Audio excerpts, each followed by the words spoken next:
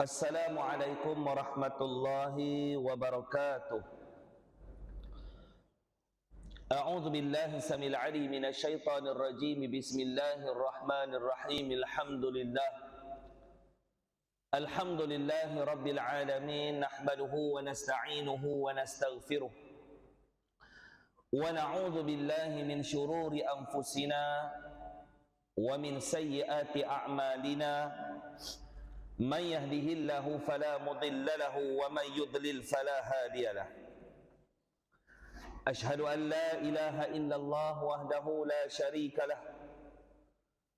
Wa ashhadu anna Muhammadan abduhu wa rasuluh. Allahumma salli ala sayyidina Muhammad tibbil qulubi wa dawaiha wa afiyatil abdani wa shifaiha wa nuril absari wa dhiyaiha wa ala alihi wa sahbihi wa barik wa sallim. Qala Allah Ta'ala fil Qur'anil Azim, a'udzu billahi minasy syaithanir rajim. Idza jaa nasrullahi wal fath wa ra'aitan nasa yadkhuluna fi dinillahi afwaja fasabbih bihamdi rabbika wastaghfir innahu kana tawwaba. Sadaqallahul aliyyul azim. Qala an-nabiy sallallahu alaihi wasallam, inna allaha yu'ti ad-dunya man yuhibbu wa la yuhibbu wa la yu'ti al-imana illa man yuhibbu. Sadaqa Rasulullah sallallahu alaihi wasallam. Syukran jazilan Raisal Jilsah, pengacara majlis pada pagi ini, yang saya hormati pengerusi Masjid Darul Ibadah, Tuan Imam, keseluruhan ahli jawatan kuasa pihak pengurusan masjid,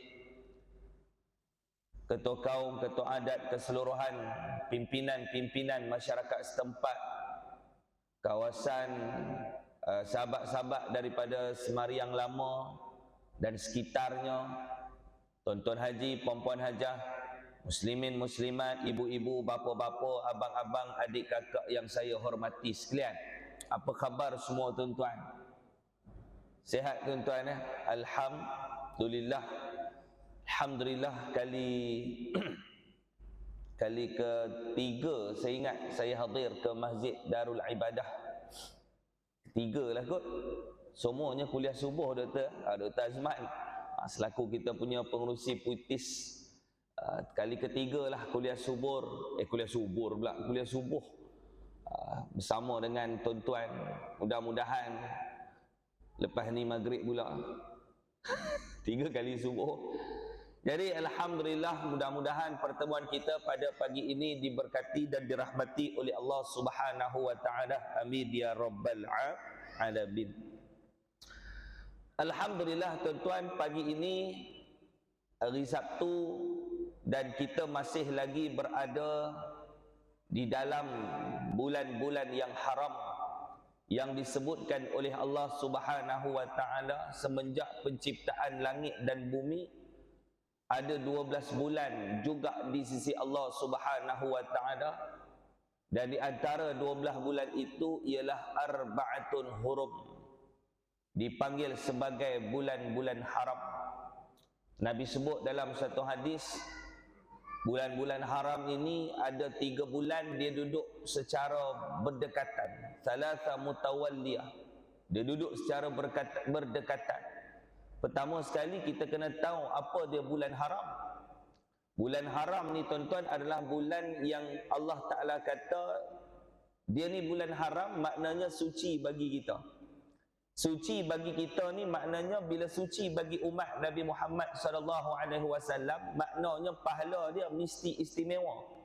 Merujuk kepada Ibnu Abbas, dia kata siapa yang melakukan amal kebaikan pada bulan-bulan haram, maka pahalanya dilipat kali gandakan oleh Allah Subhanahu wa taala. Dan barang siapa yang melakukan maksiat, keburukan di dalam bulan-bulan haram, maka juga dosanya akan dilipat kali gandakan oleh Allah Subhanahu wa taala. Kenapa dimasukkan ke dalam bulan haram? Sebab orang Arab dulu mereka suka bergaduh. Tuan-tuan tengok Aus dan Khazraj di Madinah, mereka berperang hampir 300 tahun. Apa yang menyebabkan mereka bergaduh? Tidak lain dan tidak bukan adalah sifat yang cukup tinggi berpuak-puak dalam kalangan masyarakat Arab. Mereka bergaduh sebab bukan puak ni pergi bunuh puak ni. Tak. Mereka bergaduh kadang-kadang benda yang kecil saja, tuan-tuan. Kadang-kadang curi kambing seekor, puak satu puak bergaduh dengan satu puak disebabkan seekor kambing. Cuma kita ni di Malaysia ni, tuan-tuan, tak ada yang bergaduh disebabkan benda macam tu. Tak ada. Nak orang Semariang lama ni, dia ni jenis sabar dia tinggi, sungguh. Betul tak? Kalau sabar kita tak tinggi, tuan-tuan, bergaduh kita.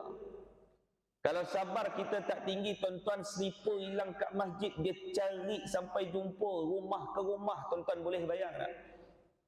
Nak menunjukkan apa dia, tuan-tuan, kita ni Islam telah muliakan kita dengan satu sifat, satu akhlak. Nama akhlak itu adalah sabar.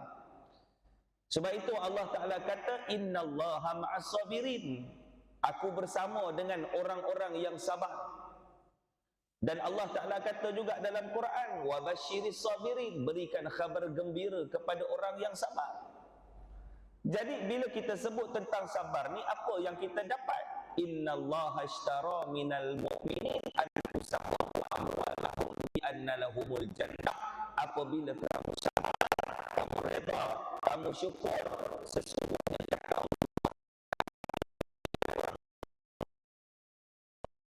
tapi kamu boleh sabar. Kemudian Allah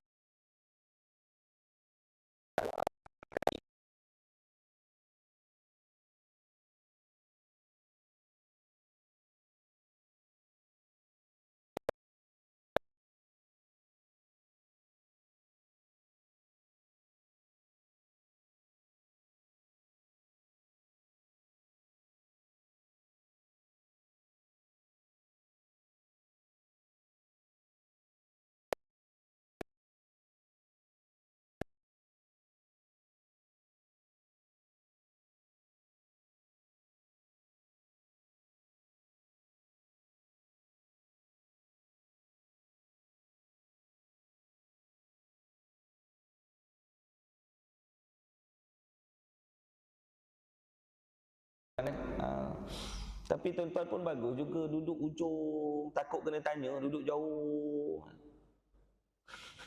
Semalam saya ceramah di Kampung Pinang di Samarahan dengan Dr. Azman. Imam duduk depan, dia je kena tanya, tuan-tuan.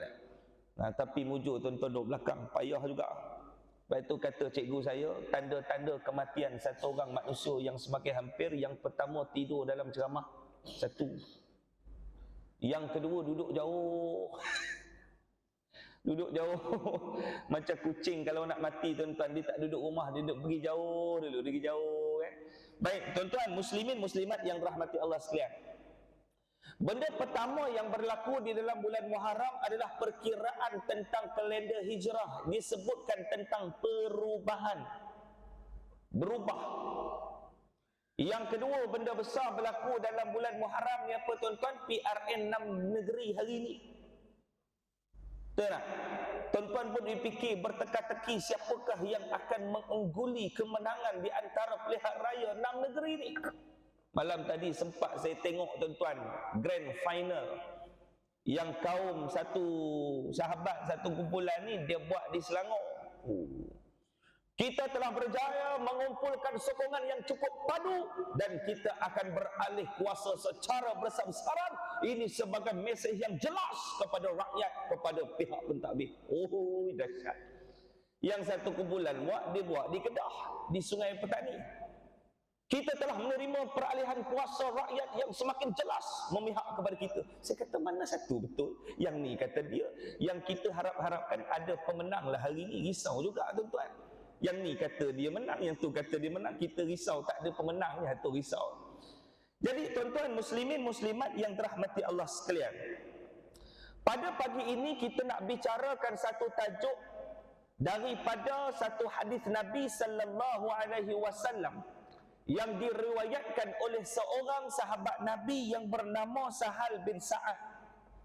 Sahal bin Sa'ad ni seorang sahabat Nabi, walaupun dia tidak termasuk di antara 7 sahabat yang paling banyak meriwayatkan hadis Nabi, tetapi dia sebut tentang hadis ni. Dia kata Nabi pernah cerita dekat dia, Nabi bagi tahu dekat dia, ada seorang sahabat Nabi yang cukup rapat dengan Nabi. Siapa dia tuan-tuan? Sayyidina Jibril alaihi salam.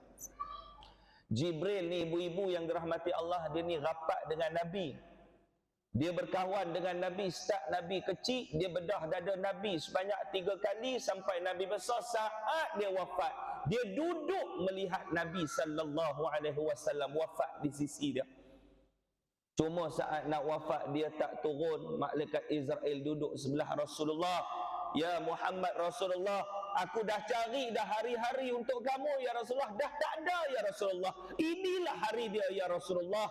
Kata Nabi sallallahu alaihi wasallam, kalau inilah harinya yang diaturkan oleh Allah, maka laksanakan untuk pengakhiran umurku. Tapi aku nak tanya kamu satu soalan, Jibrilnya mana? Waktu aku kecil dia bersama denganku, setiap hari dia bersama denganku. Saat kematianku dia tak ada.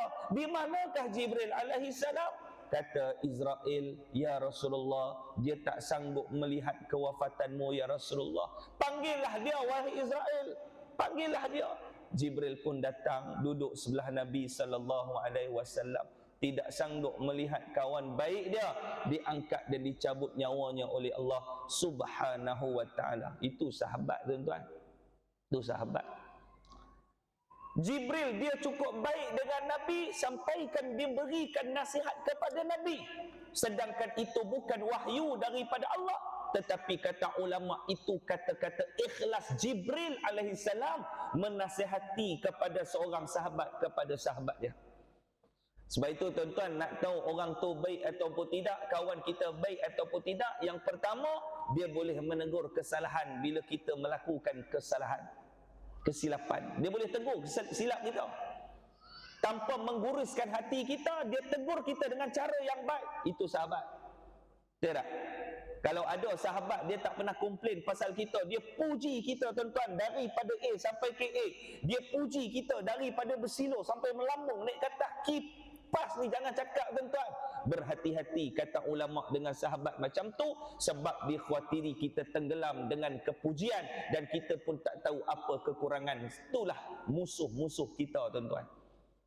Ada orang dia puji ya tuan-tuan, tapi kalau ada sahabat yang boleh tegur kita, itulah sahabat yang terbaik. Din, aku minta maaf lah Din, nak tanya kamu. Kenapa man? Taklah, kamu rasa sejak kamu kawan dengan aku ni, ada tak benda yang kamu tak berkenan dengan aku? Dia kata, Din macam ni lah, kita berkawan pun dah lama, aku ni seronok sangat berkawan dengan kamu. Seronok sangat Din aku berkawan dengan kamu Din. Tapi satu je lah Din, satu je lah, jangan curi selipar orang kat masjid, tu je lah. Itulah, aku bukan sengaja curi, dah selipar aku dicuri, aku pun curi selipar orang. Tak, benda tu tak bagus. Biarkanlah, dah tak ada rezeki nak macam mana, tak apalah. Esok dia curi selipar man tu. Dia tak curi selipar orang lain, dia curi selipar kawan dia sendiri, atau kawan makan kawan tuan-tuan. Leha, kamu rasa aku macam mana Leha? Ni Kak Tipah, nak cakap lah Kak Tipah, sebenarnya Kak Tipah ni bagus, tapi tu satu je lah Kak Tipah, janganlah cerita pasal suami sangat pada orang, nanti orang ni silap sangka. Tegur tuan-tuan. Sebab itu kata orang cerdik pandai, nak kawan biarlah jadi sahabat seperti cermin. Cermin ni tuan-tuan, tuan-tuan diri depan cermin, tuan-tuan angkat tangan, sahabat dalam cermin, tuan-tuan angkat tangan. Betul tak? Tuan-tuan menangis, tuan-tuan tengok cermin, dalam cermin pun wajah kita menangis. Tuan-tuan ketawa dalam cermin juga dia akan ketawa. Sebab apa? Dia mengikut. Jadilah sahabat seperti itu. Janganlah jadi sahabat seperti duit shilling. Depan lain, belakang lain. Ini pun problem juga tuan-tuan. Ada. Jadi Jibril sebagai seorang sahabat, dia nasihatkan kepada Nabi. Dengan nasihat kepada Nabi, dia memberikan nasihat kepada seluruh umat Islam. Kata An Sahal bin Sa'ad qala jaa Jibril ila Nabi sallallahu alaihi wasallam faqala, Jibril berkata, ya Muhammad. Itu yang membezakan. Sebab kalau Jibril membawa wahyu daripada Allah, wahyu Jibril ambil daripada Allah, Jibril sampaikan kepada Nabi Muhammad, Jibril akan menggunakan perkataan ya Rasulullah. Perasan tak? Tetapi dalam hadis ni Jibril mengatakan ya Muhammad. Kata ulama, bermakna itulah kata-kata Jibril, bukan wahyu daripada Allah. Kata-kata Jibril, seorang sahabat kepada sahabat dia. Ya Muhammad, ish ma syi'ta fa innaka mayyitun.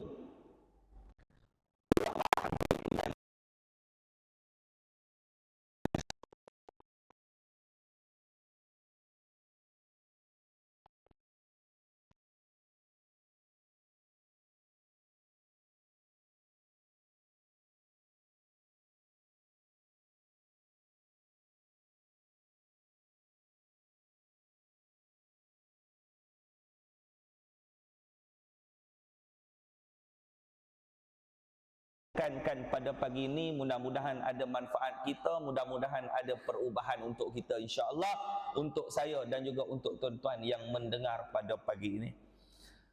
Jibril datang kepada Nabi sallallahu alaihi wasallam. Jibril datang kepada Nabi sallallahu alaihi wasallam. Jibril ni dia setiap hari dia akan jumpa Nabi satu dah. Bulan Ramadan Jibril jumpa Nabi, bukan sekadar jumpa, dia tasmik bacaan Nabi 2 kali dalam bulan Ramadan seluruh Quran. Tu. Tuan-tuan, dia datang jumpa Nabi. Kemudian dia kata kepada Rasulullah, "Ya Muhammad, wahai Muhammad, wahai Muhammad, ma syi'ta fa innaka mayyitun."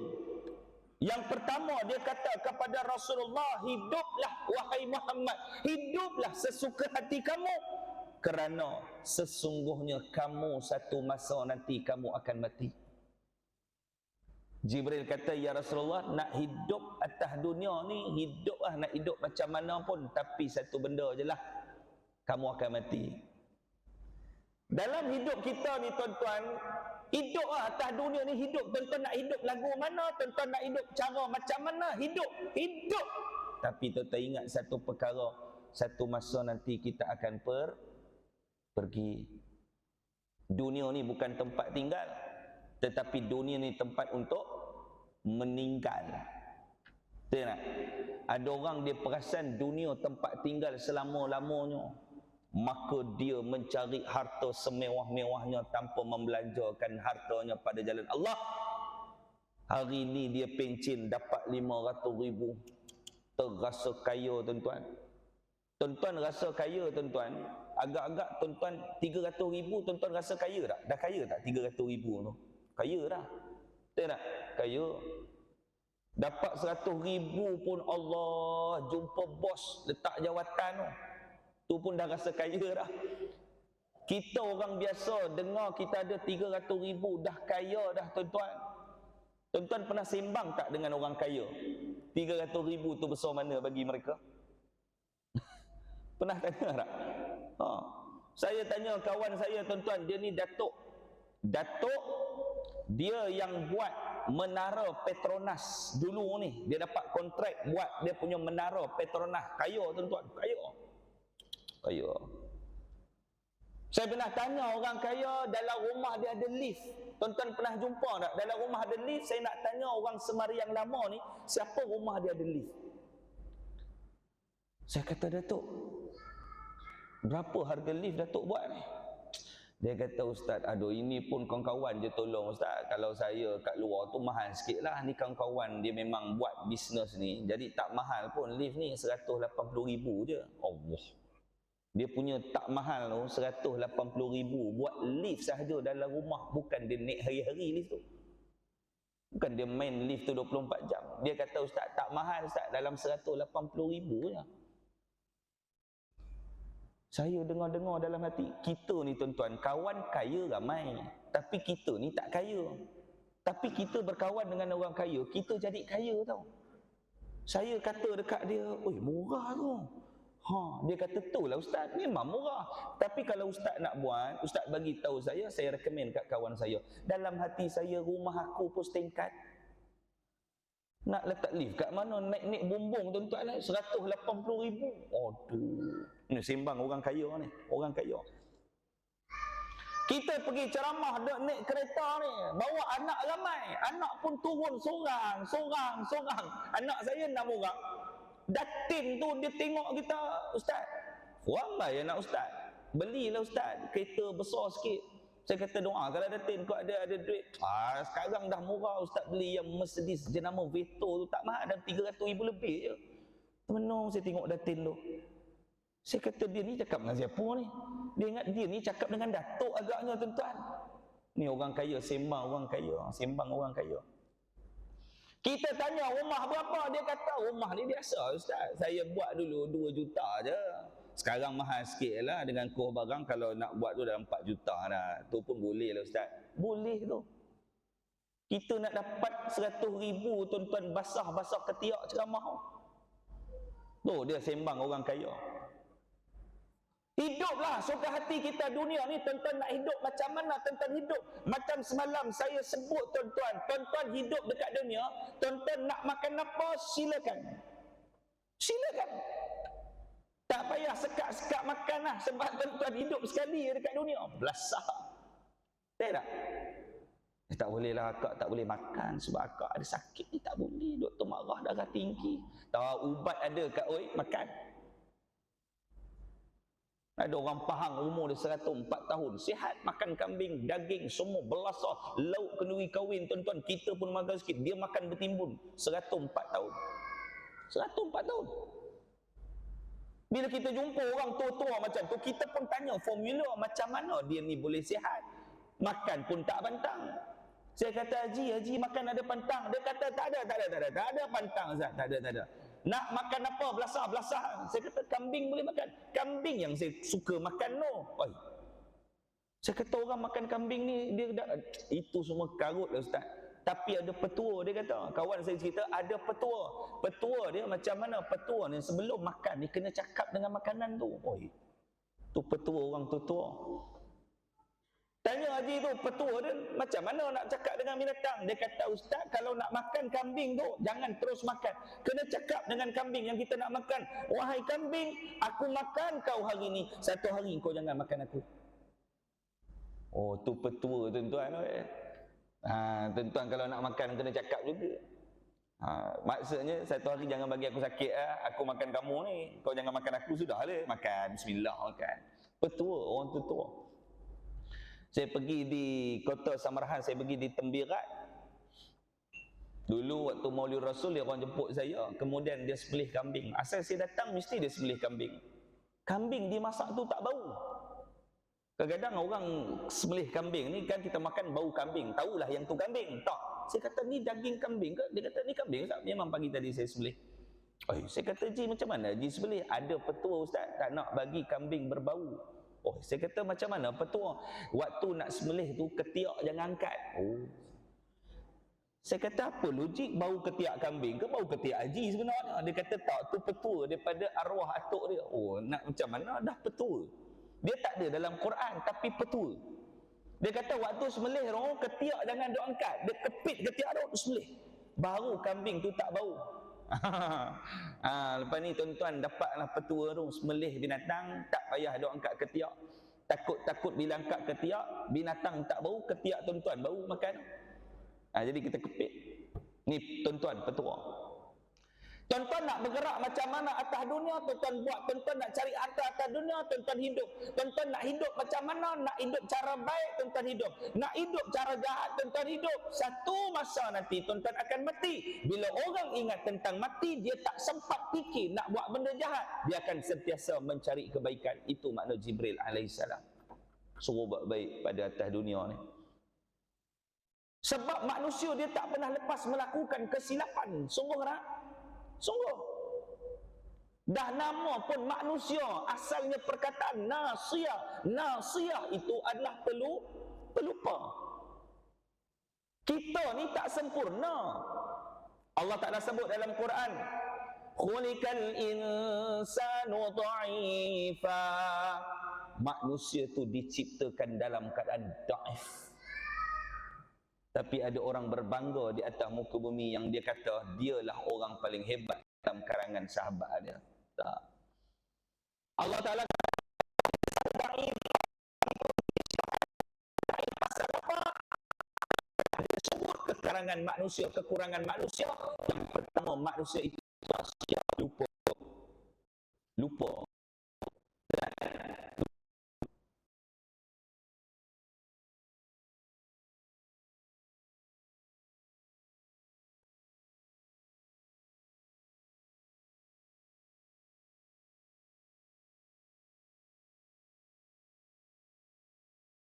Ikut jam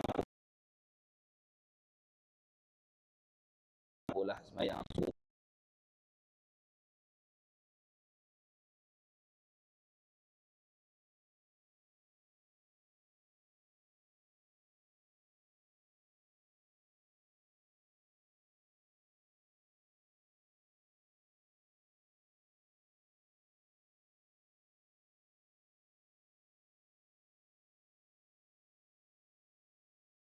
Bini dia kata yang abang jalan kaki ni pasal apa, bukan abang naik motor. Betul juga, patah balik ke masjid ambil motor tuan-tuan, dia lupa. Ada orang pergi masjid bawa bini naik motor sama-sama. Allah. Balik kuliah maghrib, yang orang lelaki tu balik seorang-seorang, dia tinggalkan bini dia. Sampai rumah dia cari yang anak dia kata, bukan dengan abah ke pergi? Astaghfirullahaladzim. Start motor pergi ambil bini balik kat masjid tuan-tuan. Dia lupa yang dia bawa bini. Yang bini pun lepas habis ceramah bukan terus nak berdiri kat motor, duduk menyembang kat belakang sampai laki dia pun lupa. Tahu tak? Yang lebih teruk pergi masjid bawa isteri, balik masjid terbawa isteri orang. Yang tu lagi teruk tuan-tuan. Dia terlupa mana satu bini hak ni lagi tak senonoh tuan-tuan. Nak ceritakan manusia ni tak sempurna, dia mesti ada lupa. Yang kedua, Allah Ta'ala sebut dalam Quran kelemahan manusia yang kedua. Apa dia tuan-tuan? Manusia tergesa-gesa. Perasan tak? Kita semua benda kita nak cepat. Makan nak cepat, minum nak cepat, semayang nak cepat, pakai baju nak cepat, semayang nak cepat, kuliah nak cepat habis. Semua nak cepat. Tidur nak cepat, bangun nak cepat, kerja nak cepat, balik kerja nak cepat, hantar anak sekolah nak cepat, balik daripada hantar anak nak cepat, makan nak cepat, mati nak lambat. Semua nak cepat. Bab mati tangguh dulu katanya. Kalaulah mati tu boleh tangguh, saya ingat orang kita tuan-tuan umur 200, 300 tahun. Berapa umur Haji? Alhamdulillah tahun ni 287. Oh ya Allah panjangnya. Kamu umur berapa? Lebih kuranglah 200,5. Sebab apa? Menolak daripada Israel mencabut nyawa. Pasal mati tak boleh elak tu lah. Kita tak tahu bila mati. Hiduplah di atas muka bumi. Satu masa nanti kita akan mati. Maknanya buatlah kebaikan di atas muka bumi Allah Subhanahu wa ta'ala. Yang kedua, kata Jibril alaihi salam kepada Nabi sallallahu alaihi wasallam, wa ahbib man syi'ta fa innaka mafariquh. Kata Jibril alaihi salam, cintalah siapa yang kamu suka kerana kamu akan berpisah daripadanya. Macam saya tanyalah ayah-ayah pada pagi ini, sayang tak isteri? Ayah-ayah sayang tak isteri? Macam tak sayang je. Bahaya ni. Sayang tak isteri? Tanya ibu, ibu sayang tak suami ibu? Ambak tengok orang perempuan dia jujur. Orang lelaki sayang. Orang perempuan ni sayang. Buruk macam mana pun lelaki dia sayang dekat kita tuan-tuan. Betul ibu kan? Walaupun bergaduh dengan orang tua ni hari-hari bergaduh, tapi sayang. Arwah Abang Din dulu walaupun dah 15 tahun meninggal, makcik terima. Tu orang perempuan. Orang lelaki cuba tanya, arwah isteri abang dulu macam mana? Macam tu jelah, nak macam mana? Allah Ta'ala dah panggil dia, pergilah kita yang hidup ni teruskan kehidupan, cari yang baru, senang. Itu orang lelaki. Orang perempuan dia kurang. Tak tahulah nak cakap, tak ada pengganti dah. Tak nangis. Orang lelaki dia lain. Sayang sebab itu orang lelaki dia tak tunjukkan kasih sayang. Ibu-ibu orang lelaki dia tak tunjuk kasih sayang. Tetapi dia tunjuk kasih sayang dia dengan tanggungjawab. Perasan tak? Kita jarang ucap dengan bini kita I love you. Mana ada? Dah berumur 60 mana ada I love you, I love you. Seorang yang saya jumpa tuan-tuan dekat Batu Pahat, imam umur 68, power tu. Saya tengah makan dengan imam, bini dia telefon naik nama tu my baby.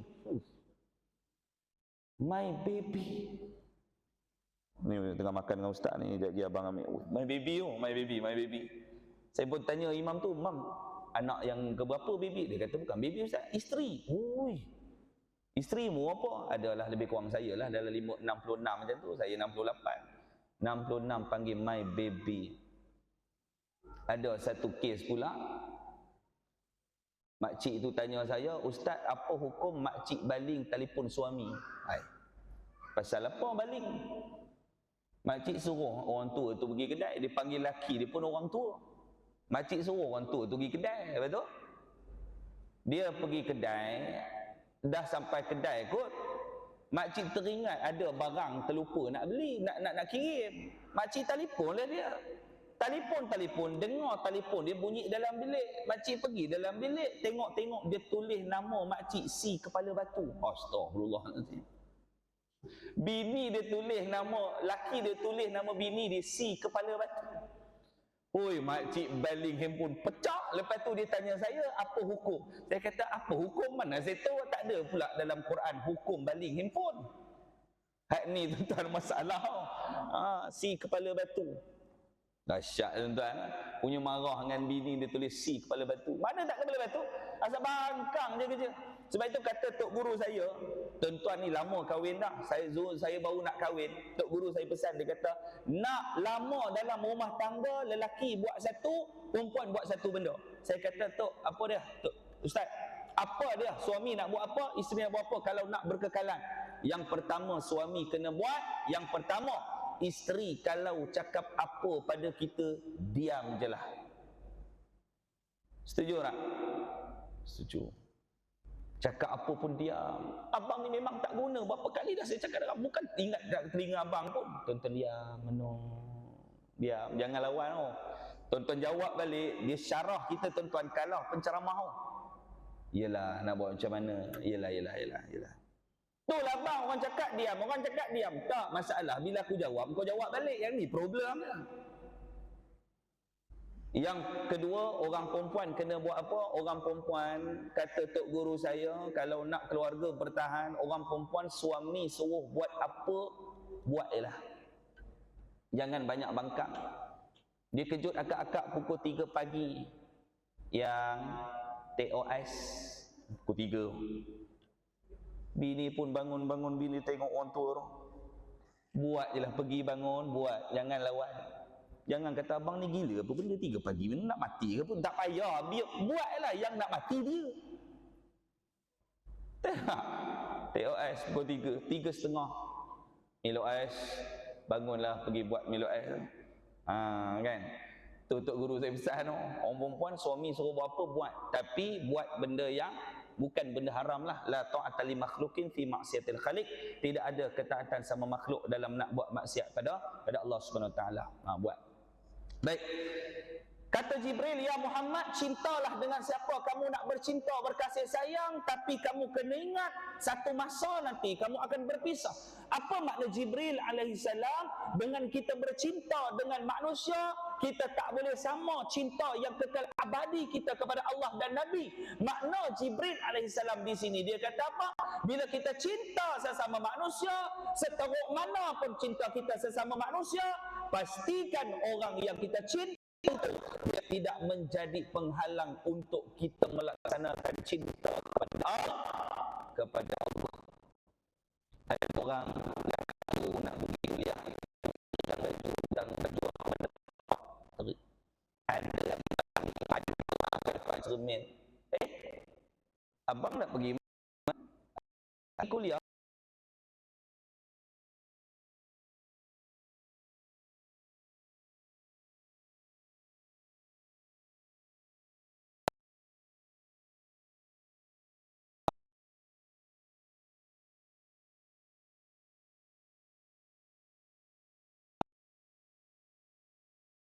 Tak nak tu Jibril.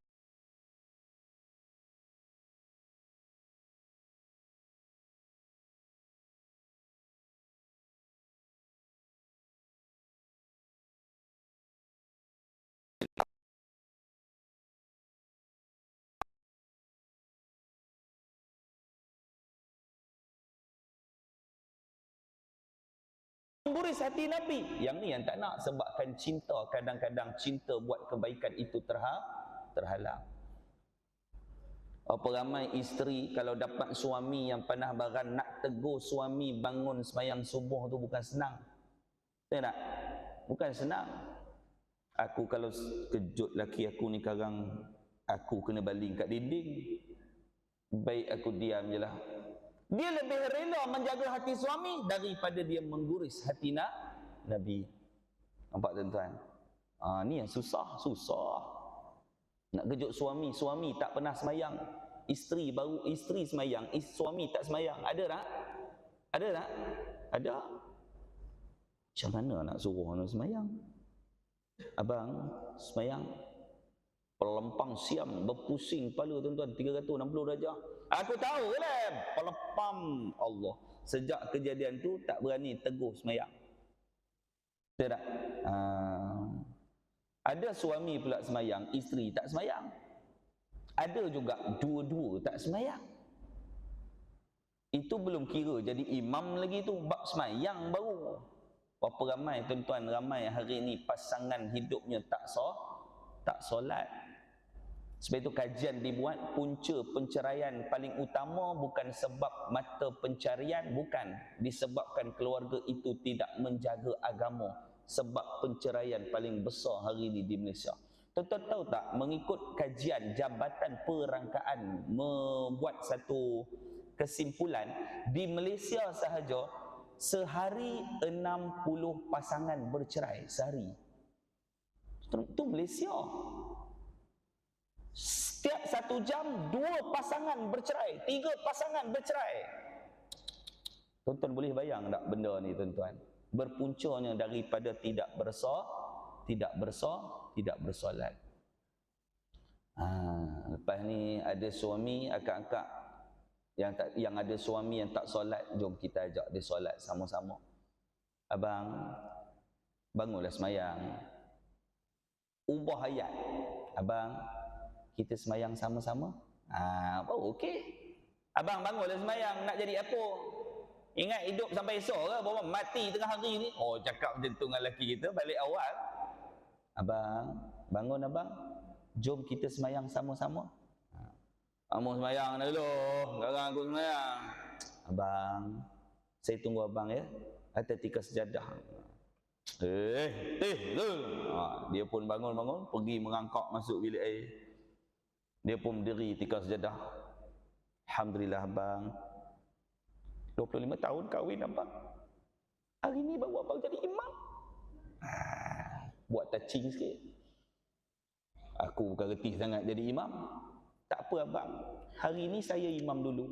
Jangan pula tuan-tuan, bini imam, suami makmum mana mau. Abang, senang je bang imam tu bang. Aku masjid pun tak pernah sampai. Imam pun aku tak kenal. Abang, saya ajar abang. Esok semayang, abang pergi solat subuh esok, imam tu duduk depan sekali, itulah imam abang. Tu imam. Bini dikenalkan. Abang jangan duduk depan imam. Bila abang duduk depan imam, abang imam. Abang kena duduk belakang imam. Macam tu. Suami pun masuk masjid, duduk betul-betul belakang imam. Belakang imam. Dia pergi halau Tok Bilal, Tok Siak, duduk belakang dia halau. Kamu semua dah biasa ke masjid, aku tak pernah ni, bagi aku duduk belakang. Oi. Nak cerita ke tuan-tuan, yang duduk belakang tok imam ni bukan calang-calang orang. Imam tersangkut, yang belakang kena tolong dulu. Betul tak? Subuh tu pula imam tu baca sujud sejadah, tersangkut dekat tata jafa. Aduh, kan bangun-bangun sujud bangun. Tata jafa, tata jafa, tata jafa. Dia duduk belakang imam. Tata ja. Apa benda ayat ni? Tata ja. Ada ke dalam Quran ayat tata ja? Imam tu kuatkan sikit suara bagi makmum support. Tata jafa. 5 kali dah.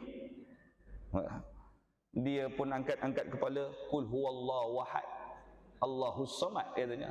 Imam kata betul juga, kul huwallahu ahad, Allahus samad, lam yalid walam yulad walam yakul lahu. Kan settle masalah.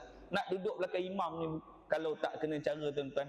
Yang imam pula satu perangai, dia nak jadi imam maghrib, petang baru menghafal. Mana mahu Lepas tu tersangkut malam tu. Inna jemaah, inna banyak, innallazi, innama, inna mana ni? Inna, duk 8 kali inna. Makcik kat belakang sambut, innalillahi wa inna ilaihi raji'un, katanya. Cepat sikit. Imam tu cepat, dia pun cepat, segerakan. Ni pun masalah, tuan-tuan. Jadi tuan-tuan, muslimin muslimat, cintai pasangan kita, ajak dia dekat kepada Allah. Ajak dekat kepada Allah. Anak kita jauh, sayang anak kita. Walaupun kita tahu, kita tegur anak kita pasti terasa. Biar anak kita terasa, jangan bagi Nabi terasa dengan kita. Ni ayah nak pesan ni, kamu duduk jauh-jauh, ayah tahulah apa yang kamu buat. Along, kakak dengar ni pesan ayah, kamu dah besar, pakailah tudung ke mana-mana, aurat tu kena jaga. Ayah ni orang tahulah, orang dekat sini tutup aurat. Bukan, ayah tengok dalam Facebook kamu. Saya nampak kamu ni tak bertudung sudah. Pakailah tudung. Kalau sayang ayah, sayang mak, pakailah tudung. Contohlah. Tegur. Ada orang dia tak tegur. Tuan-tuan, bila tak tegur, ni yang kita kena jawab dekat akhirat nanti. Kita tegur, dia nak terima, tak terima, nombor 2. Yang penting kita dah tegur. Ada jawapan kita di hadapan Allah Subhanahu wa ta'ala. Baik. Yang ketiga, kata Jibril alaihi salam, buatlah sesuka hati kamu, namun kamu kena ingat, kamu akan bertanggungjawab dengan apa yang kamu lakukan atas dunia ni. Jibril kata, nak buat apa buat. Tuan-tuan, nak buat apa buat, silakan. Tapi kamu kena ingat, kamu akan bertanggungjawab di atas muka bumi ni. Sebab itu bila bicarakan soal kepimpinan sahaja, tuan-tuan, bukan pemimpin tu yang menjadi wakil rakyat. Tak. Nabi kata, kullukum ra'in wa kullukum mas'ulun ar-ra'iyatih. Nabi kata, semua kita ni adalah pemimpin, dan pemimpin bertanggungjawab terhadap kepimpinannya. Sebab itu, tuan-tuan, saya mengajar bab sirah. Kita melihat kekuatan kerajaan Umayyah. Tuan-tuan pernah dengar kerajaan Umayyah kan? Hebat. Tokoh-tokoh dia kepimpinan yang cukup hebat. Kerajaan Umayyah yang diasaskan oleh Muawiyah bin Abi Sufyan. Kerajaan ini terdiri selama 92 tahun dan diketuai dengan 14 orang khalifah. Antaranya Harun ar-Rashid, antaranya Umar bin Abdul Aziz. Ni tokoh-tokoh ulama-ulama hebat. Kemudian jatuh kerajaan, turun kerajaan Muawiyah. Naik satu kerajaan yang memerintah Islam yang cukup lama, kerajaan Abbasiyah. Tuan-tuan baca sejarah ni, hebat, tokoh-tokoh ni hebat. Itu sebab kerajaan Abbasiyah bertahan selama 520 tahun lebih, yang diketuai hampir 30 orang khalifah. Hebat, tuan-tuan. Yang diasaskan oleh Abu Al-Abbas Abdullah bin Muhammad bin Ali As-Saffah. Hebat, tuan-tuan. Tokoh-tokoh Islam kita ni hebat. Pemimpin-pemimpin Islam yang dulunya kita ni hebat.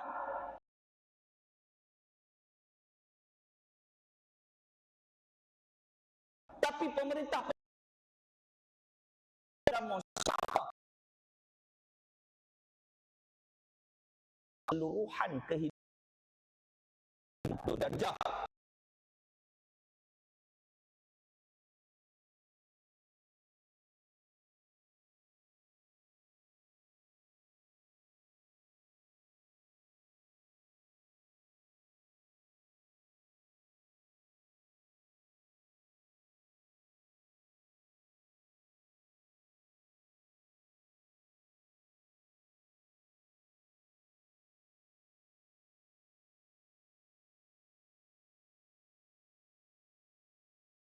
Tidak ditaklifkan untuk mengikut. Sebab apa? Kita pun tak tahu apa berlaku waktu kita. Tidak dipertanggungjawabkan. Sebab itu orang tidur dia tak wajib semayang, orang tertidur dia tak wajib semayang. Betul tak? Tertidur dia tak semayang, dimaafkan. Tapi bila dia jaga, dia kena qada. Sebab dia tak bersalah, sebab dia tertidur. Jadi Islam ni lah cara hidup. Ada orang sekadar dia pakai pakaian Islam, dah rasa dia ni hanya Islam, tetapi akhlak dia tak mengikut cara Islam. Sebab itu 3 perkara kita kena buat mengikut Islam: akidah, syariah dan akhlak. Itu pegangan ahli sunnah wal jamaah. Yang tuan-tuan dengar khatib duk baca, betul tak? Di bawah pegangan akidah ahli sunnah wal jamaah berdasarkan prinsip akidah, syariat dan akhlak. Itu khatib duk baca setiap minggu. 3 perkara akidah kita. Akidah kita ahli sunnah wal jamaah. Kalau detailkan lagi, Asy'ariyah al-Maturidiyah. Tidak? Ahli sunnah wal jamaah. Kita ahli sunnah wal jamaah sendiri pun kita tak tahu apa dia ahli sunnah wal jamaah ni. Perasan tak? Cuba kita duduk-duduk kan, orang sembang dekat kedai kopi, kamu ni pegangan aku. Saya ahli sunnah wal jamaah lah. Syiah, Khawarij tolak tepi. Ni ahli sunnah wal jamaah. Saya penegak ahli sunnah. Cuba tanya dia, apa makna ahli sunnah wal jamaah tu? Minta maaf lah nak tanya apa benda tu. Benda tu luas. Yelah, apa benda yang luas tu? Banyak benda lah ikut Nabi tu kira ahli sunnah wal jamaah lah. Tu bukan jawapan. Jom kita cari apa dia ahli sunnah wal jamaah. Apa maksud ahli sunnah wal jamaah? Kita cari balik, ulang kaji. Saya ada jawapan tapi nak bagi tuan-tuan kerja rumah. Jadi tuan-tuan cari, tuan-tuan baca apa dia ahli sunnah wal jamaah ni. Kita ni mengikut siapa? Kita ni menerima sahabat tabi'in dan juga tabi'in. Kita ni ikut berdasarkan prinsip apa? Sebab itu akidah. Yang kedua adalah syariat, jalan hidup. Bak jual beli kita, bak pakaian kita, beli kereta, beli rumah kita, bak beli pakaian, bak pengurusan ni, muamalat, perkahwinan, ibadat, itu adalah syariat Islam. Syariat Islam. Yang ketiga, kita mengikut akhlak Islam. Cara menyantuni orang, cara bertegur orang, cara kita menyapa orang, cara kita membantu orang, cara kita berbicara dengan orang, cara kita melihat orang, semuanya Islam mengajar. Saya belajar juga dulu dengan Datuk Dr. Fadilah Kamsah. Datuk Dr. Fadilah Kamsah, saya belajar dengan dia 6 tahun. 6 tahun. Kan tuan-tuan kenal lah Datuk Dr. Fadilah Kamsah. Tapi saya ceramah dekat sekolah-sekolah tuan-tuan, budak-budak Sarawak ni dia tak kenal Datuk Dr. Fadilah Kamsah. Dia kata, "Ustaz, yang tu penyanyi mana?" Saya kata, "Yang tu bukan penyanyi. Yang tu pakar motivasi." Ya ke? Tentu kena kenal kan ni tokoh-tokoh hebat ni. Dia bukan, walaupun dia bukan tokoh agamawan yang terkenal, tapi dia tokoh-tokoh. Saya pernah sembang dengan dia punya abang Din, driver dia tu. Din. Saya kata, "Datuk Fadilah ni dia hari-hari program. Betul tak saya bawa dia? Abang dah lama dengan dia." "Lama Ustaz, dah dekat 20 tahun." "Oh, lama lah dia jadi driver." Dia kata apa yang Datuk Fadilah sebut, semua dia buat. Tuan-tuan perasan tak kajian-kajian kan, orang yang hebatnya orang yang cemerlang. Itu ayat dia tu kan. Kita kalau nak jadi orang hebat tuan-tuan ya, tuan-tuan kena makan korma ya, makan korma ajwa. Tuan-tuan tahu tak, dia punya driver dia kata memang dalam kereta hari-hari dia makan korma, hari-hari dia makan kismis. Apa yang dia cakap dia buat. Apa dia cakap dia buat? Dia buat satu kajian. Dia buat satu kajian, tuan-tuan. Orang Malaysia yang sembahyang, anak muda yang sembahyang termasuk orang tua, 80% orang di Malaysia, orang Islam tidak bersolat. 80%. Makna yang sembahyang 20%, dan dia buat lagi kajian, daripada 20% hanya 5% sahaja yang solat 5 waktu sehari semalam. Kalau tuan-tuan yang jaga solat 5 waktu, tuan-tuan termasuk dalam 5% tadi tu. 80% kita nak selamatkan, tuan-tuan, anak-anak kita yang tak semayang. Pasal nak? Kita semayang. Anak, kita ke masjid. Anak, tidak. Anak tak semayang. Balik kuliah subuh pukul 8 kadang, tengok anak kita tidur lagi. Dah semayang kamu, Man? Belum, Abah. Kamu pergi semayang. Nampak tak, tuan-tuan? Kita semayang. Kita ni semayang. Anak tu. Silap-silap bini pun tak semayang. Ni pun problem juga, tuan-tuan. Kan? Jadi pun satu masalah yang besar dalam kehidupan. Isu yang sangat besar bukan isu pelajaran. Isu yang sangat besar bukan isu kemiskinan, tetapi isu yang sangat besar adalah isu meninggalkan solat. Benda paling besar di sisi Allah Subhanahu wa taala. Baik. Yang keempat. Sikit lagi, tuan-tuan, pukul 7 kita tamat ya. Pukul 7. Boleh, tuan-tuan ya? Tuan-tuan pun nampak macam dah bergerak-gerak. Dia kata ustaz ni cara cakap macam pukul 9, tak, pukul 7. Pukul 7, 2 minit je. Baik, yang keempat. Kemudian Jibril memberikan satu kata-kata yang cukup hebat. Dia kata, ya Muhammad, dia berikan cadangan. Syarafal mu'min qiyamuhu bil-lail wa izzuhu istighna'u 'anil nas. Ada dua, kata Jibril alaihissalam, ya Muhammad, tahu tak kemuliaan seorang mukmin dilihat apabila dia boleh bangun solat malam. Jibril bagi cadangan. Ya Muhammad, hebatnya satu orang manusia bila dia boleh bangun solat malam. Dia bangun sembahyang malam. Tuan-tuan, saya pesan untuk diri saya yang pemalas nak bangun sembahyang malam ni. Tuan-tuan jangan kata ustaz ni mesti rajin bangun solat malam kan. Saya bangun malam rajin, solat tu kurang. Saya anak bibi 2 orang. Seorang setahun 10 bulan, yang seorang lagi 10 bulan. 9 bulan. 11 bulan. Dia lahir 31 Ogos. Bulan ni ada 11 bulan lebih, nak 12 tahun. 12 tahun, 12 bulan. Kejap-kejap pukul 2 yang kakak dia bangun setahun 6 bulan. Lepas tu pula 2.30 yang baby tu pula bangun. Betul tak? Kadang-kadang kita kesian tengok bini kita. Dia keluarkan seorang dalam buai, yang ni letak, yang ni seorang letak dalam buai. Jadi kita pun jadi menunggu sekali, duduk menunggu. Tapi tengok budak tu, saya kata, kau kenapa tak tidur? Aku nak kuliah subuh ni. Pukul 3 tadi saya bangun 3.30, saya bangun 4 pagi, bangun pukul 5 ni. Kalau aku tidur pukul 4 ni kadang Ghaibul Ghuyub kuliah subuh pagi ni. Tu tak tidur tu, duduk menunggu. Tengah galik-galik mata pukul 4 suku, anak nombor 4 pula datang. Dia terjejah atas badan, tuan-tuan. Saya tinggalkan dia kat ruang tamu, kita tidur dalam bilik. Dia melompat terjejah, terkejut beruk, terus tak tidur dah pagi tadi, tuan-tuan. Tu nak cerita bangun malam rajin, nak semayang tu tak ada. Jadi saya pesan untuk saya, Jibril kata nak jadi mukmin yang hebat, dilihat bagaimana seorang itu boleh bangun solat malam. 2 rakaat cukup. 2 rakaat cukup.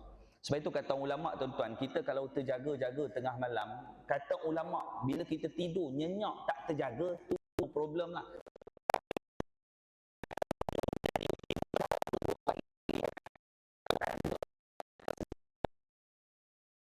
Dia bangun solat malam. Dia gerakkan dia Allah Ta'ala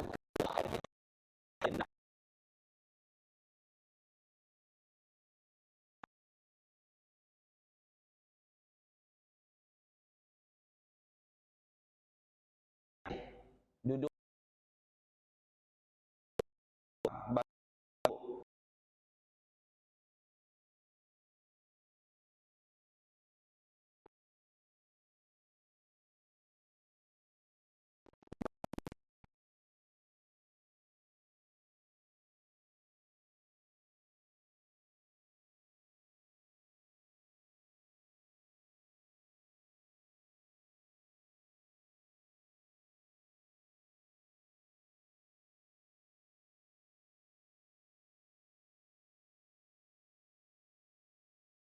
Akhir kata Jibril AS, ini penting tuan-tuan, dia pesan pada Nabi dan dia pesan kepada kita juga. Apa dia? Kata Jibril AS, wa izzuhu istighna'uhu 'anil nas.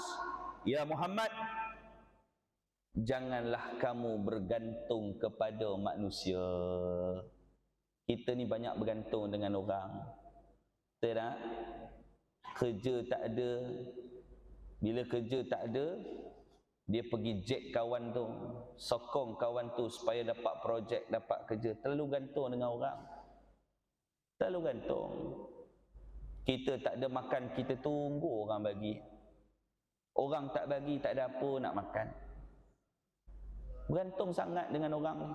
Tuan-tuan, jangan bergantung dengan orang. Orang tak memberikan apa-apa. Yang memberikan itu adalah Allah. Tuan-tuan usaha dan tuan-tuan mohon kepada Allah. Allah bagi. Allah Ta'ala tak zalim lah. Kadang-kadang dia kata, Ustaz, saya minta tak dapat, minta tak dapat, minta tak dapat. Kali ketiga, malas nak minta. Tu yang tak dapat-dapat sampai sekarang. Sekadar minta, tapi kamu tak ada usaha. Badan kamu sihat. Mengharapkan bantuan orang. Tuan-tuan, jangan bergantung dengan orang. Hidup ni jangan bergantung dengan orang. Bergantung dengan Allah. Sebab orang, kita bergantung dengan orang. Satu masa nanti, dia akan cari kita bila kita susah. Bila kita senang, dia cari kita. Orang ni tuan-tuan, dia tak boleh tengok kita senang. Bila kita senang, ramai orang dekat dengan kita. Tapi bila kita susah, seorang-seorang menghilangkan diri. Berapa ramai? Itu tak kira tuan-tuan jadi wakil rakyat tau. Berapa ramai datang jumpa minta bantuan. Saya yang tak jadi wakil rakyat pun, orang telefon, merata orang telefon minta bantuan. Telefon. Ustaz Fakrul ke? Ya, saya. Nak jemput ceramah? Tak, nak minta bantuan. Daripada mana ni akak? Akak daripada tempat-tempat sekian-sekian lah. Suami akak lari, jadi akak nak minta bantuan. Saya kata, Kak, YB ada tak tempat akak? Adalah Ustaz. Waktu mengundi tu adalah keluar. Sekarang 5 tahun dah tak keluar-keluar dah.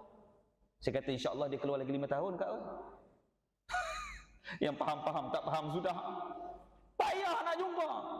Akak perlukan berapa, Kak? Tak banyaklah Ustaz. Dalam 100,500 nak beli susu anak apa semua. Tak apalah, Kak. Bagilah nombor akaun. Nak buat macam mana? Bagi. Tak mampu bagi 100,500, bagi apa yang termampu. Kak, lepaslah Kak, saya nak bagi duit susu, Kak. Anak saya pun minum susu pun banyak juga. Saya bagi akak sikit. Yang tak YB ni kadang-kadang orang minta. Jalan, kita tolong orang. Tengok orang tu tolak motor, berhenti kereta kita. Berhenti sekejap. Adik, kenapa adik? Minyak habis. Ada betul tak? Ada. Lepas minyak mana? Lepas tu. Ni lah kata saya ni. Kita beli minyak. Tolong. Betul tak? Tolong. Bila kita tolong orang, Allah Ta'ala tolong kita.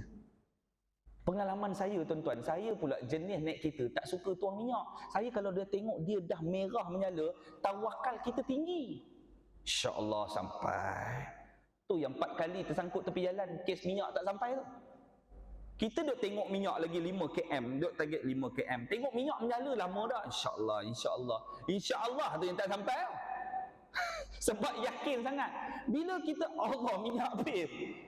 Tuan-tuan, saya kena dekat Pahang, saya kena sekali, dekat Cameron Highland 2 kali saya kena, dekat KL 2 kali saya kena, dekat highway saya tak pernah kena lagi. Takut juga tu. Tapi dekat KL tengah-tengah jam mati minyak. Depan pam minyak. Turun, minyak habis. Biasalah orang perempuan duduk sebelah tu lah. Tadi ada pam minyak tak nak tuang. Berapa kali orang cakap tuang. Saya kata kau diam. Aku ni minyak dah habis.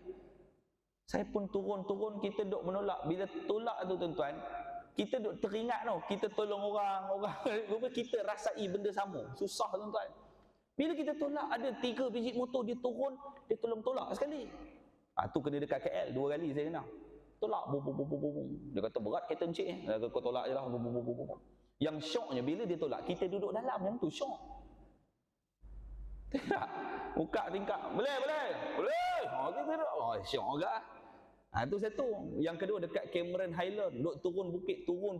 Kita duk laju. Enjin aku ni senyap semacam minyak habis. Tekan tak ada. Minyak habis. Nak naik bukit, tekan tengah brek, duk tarik handbrake.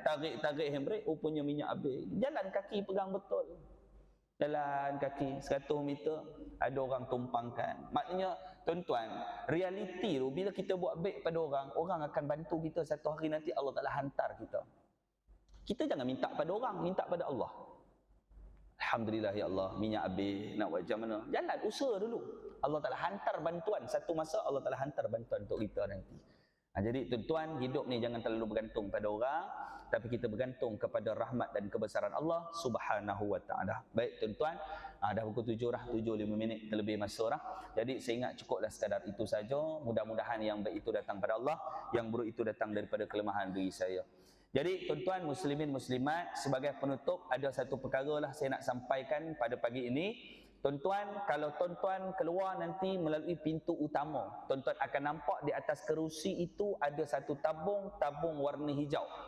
Tabung itu daripada pihak Puitis. Kita punya pengurusi pun ada, Dr. Azman, Pertubuhan Tunas Kebajikan Tunas Islam Sarawak lah lebih kurang. Jadi tuan-tuan, kita banyak program daripada Puitis yang kita anjurkan. Antara program yang terbesar, kita dalam proses membina kompleks Islam Syarqawi di Matang. Tanah dah ada, dah ditolak semua. Jadi yang tak ada sekarang ni bangunan. Jadi tuan-tuan, saya menyeru dan merayu kepada tuan-tuan, jom sama-sama kita support Puitis untuk membina satu kompleks Islam pertama di Sarawak. Tanah dah ada orang wakaf dah diratakan dah. Alhamdulillah, sekarang kita nak cari sumber untuk pembangunan. Jadi tuan-tuan, bersempena dengan bulan yang baik ini, saya nak mengajak kepada tuan-tuan, bahan duit-duit tuan-tuan insya-Allah digunakan sebagai bahan tapak asas untuk membina kompleks Islam. Jadi untunglah tuan-tuan ya. Jadi tuan-tuan, kita pun ada program ada di pondok di Kampung Reban yang telah operasi, ada ustaz di sana dan ahli karya sana dapat belajar ilmu fardu ain, fardu kifayah, dan kompleks Islam, hajat dan juga cita-cita kita nak membina sekolah. Insya-Allah satu masa nanti anak cucu tuan-tuan akan belajar di sana. Tuan-tuan pun di usia-usia yang penghujung nanti tuan-tuan boleh duduk di sana untuk belajar kitab-kitab agama, kitab-kitab lama. InsyaAllah mudah-mudahan tuan-tuan kita sama-sama support Puitis.